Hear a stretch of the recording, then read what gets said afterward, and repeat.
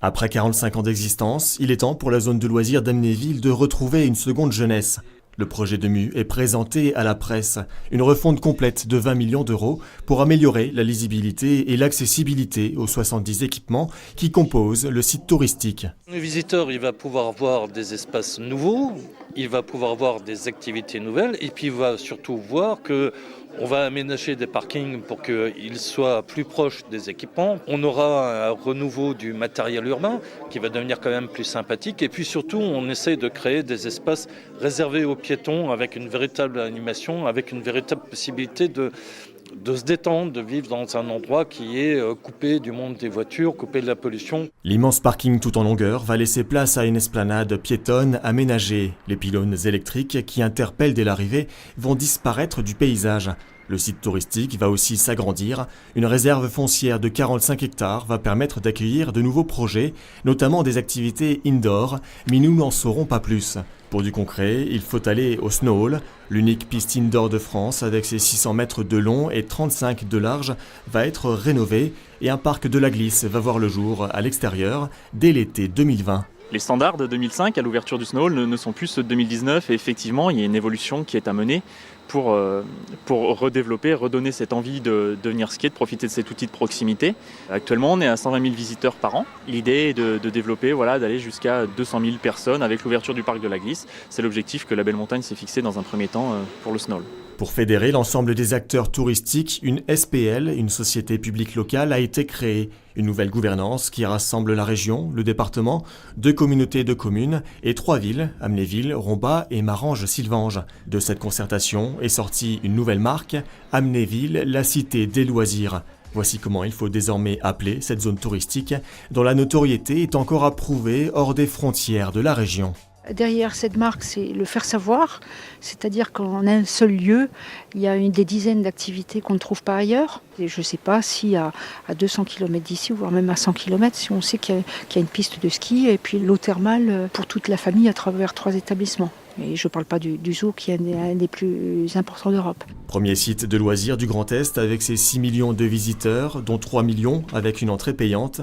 La cité du loisir compte doubler sa fréquentation dans les 10 ans à venir. Passer également de 1500 emplois en haute saison à 2500 salariés.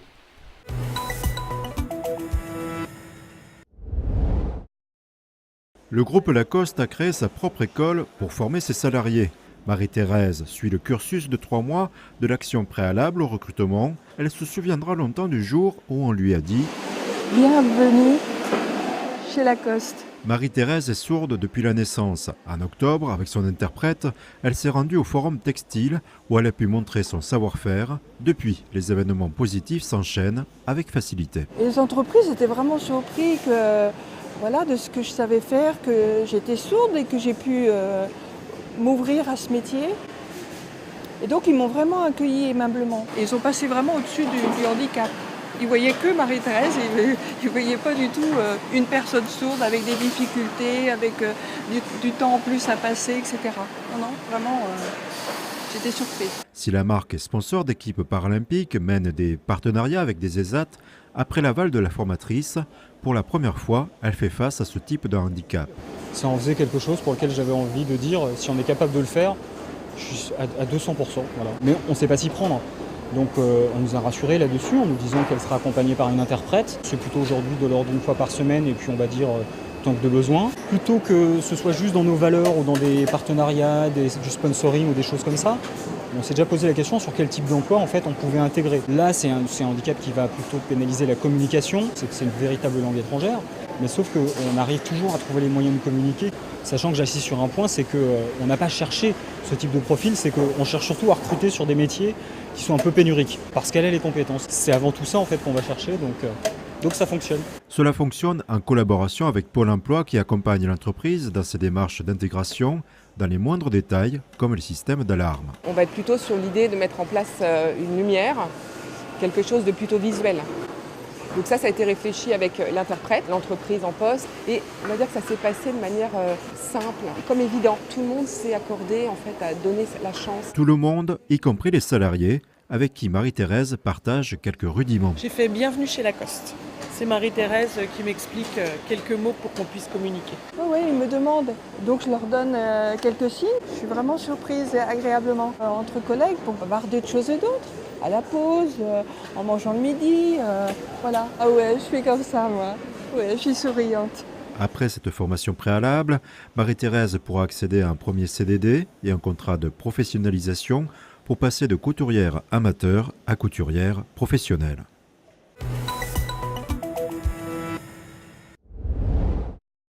Sur cette aire d'autoroute, les camions étaient nombreux à devoir s'arrêter. Ouverture des coffres, inspection des marchandises, vérification des documents, tout est contrôlé. Mais ici sur l'aire du Landgraben, aux alentours de Gamsheim, les douaniers savent ce qu'ils cherchent. Ici, on est sur un axe qui est porteur puisque nous contrôlons beaucoup de véhicules qui viennent d'Europe centrale et d'Europe de l'Est sur le vecteur donc du tabac, de la fraude de tabac et de la contrebande donc de tous les produits du tabac manufacturé. Alors ici, sur cette aire, l'année dernière, donc une équipe de motards a rabattu un véhicule qui contenait environ une cinquantaine de kilos de tabac manufacturé, qui était dissimulé dans une remorque. Et cette remorque disposait d'un double fond et le double fond était entièrement rempli de cartouches de cigarettes. La marchandise la plus souvent saisie, les cigarettes. Pour la préfecture, cette lutte est un enjeu majeur. Il y a effectivement des questions de droits indirects qu'il faut percevoir, bien évidemment. Mais au-delà de ça, il y a aussi des questions de santé publique. Parce que ça peut être du tabac qui est souvent de qualité très très médiocre. Et alors déjà, le tabac, comme on le sait, nuit à la santé. Mais quand en plus il est de conception médiocre, il est encore plus dangereux pour la santé. Une vingtaine d'agents de douane étaient mobilisés ce matin. Et pour repérer les possibles trafiquants, le douanier a ses techniques.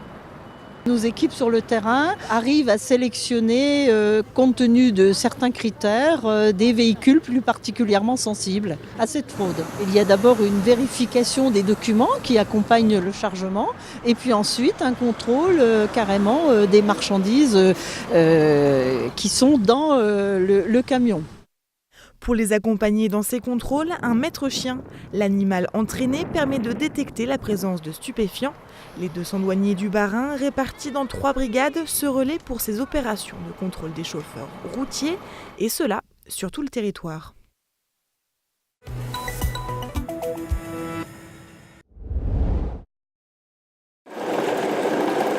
Il a été bûcheron et débardeur, il travaille maintenant des bois pétrifiés, fossilisés, qui ont plusieurs millions d'années. Rencontre avec Nicolas Mathiot dans son atelier à Thiéfosse.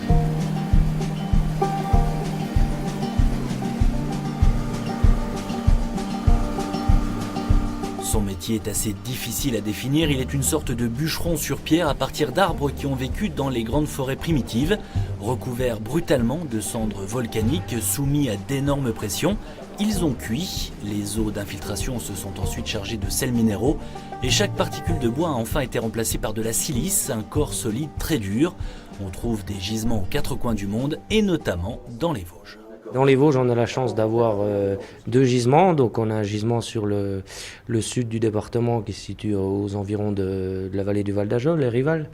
C'est là où le massif vosgien commence à être bien érodé, où on retrouve les couches du Permien. Et il y a un gisement qui est répertorié depuis de nombreuses années là-bas. On a l'empreinte du tronc dans un grès, mais on n'a pas de structure cellulaire, on ne peut pas l'identifier. Et un autre gisement dans le nord du département, dans le Val de Villers, la Bourg-Bruche, où c'est aussi des araucarias à peu près des mêmes âges, mais ils sont d'une couleur différente, puisque les volcans étaient différents.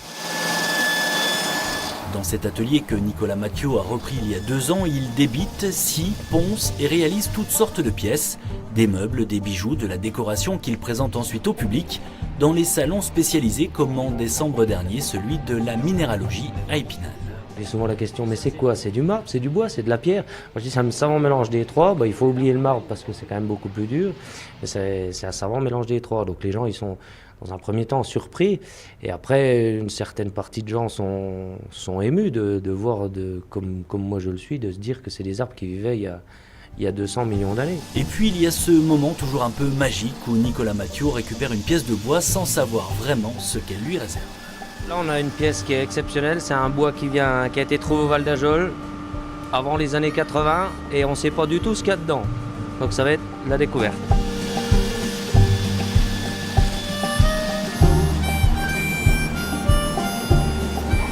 C'est probablement une fougère, je pense, dans un premier temps. Après, on va voir. Mais qui aurait 250 millions d'années. Donc malheureusement, aujourd'hui, il ne fait pas soleil, mais il y a 250 millions d'années que ça n'avait pas vu la lumière à l'intérieur. Une pièce qui plairait à beaucoup de collectionneurs, d'autant plus que les bûcherons sur pierre comme Nicolas Mathieu sont assez rares dans le monde. Il ne serait que 3 en Europe et donc un seul dans les Vosges. Celui-ci ouvre d'ailleurs régulièrement ses portes au public. Il le fera de nouveau à la fin du mois de juin.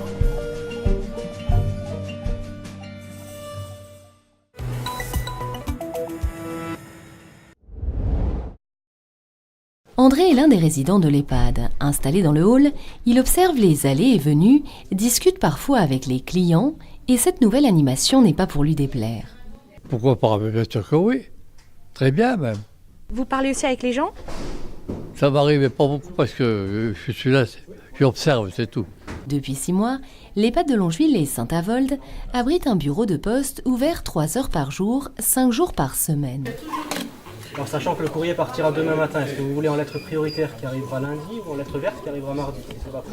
Derrière le guichet, Anthony, salarié de l'établissement, a été embauché à temps partiel et formé par la Poste. Ça permet également de créer du lien social avec les gens extérieurs, mais également avec l'ensemble des résidents et des familles qui circulent dans l'établissement. Achat de timbres, envoi de colis, transactions financières, ce bureau de poste propose à ses clients les mêmes services qu'un bureau de poste traditionnel. Pour la Poste, c'est surtout un moyen de maintenir un service public dans les petites communes à moindre coût.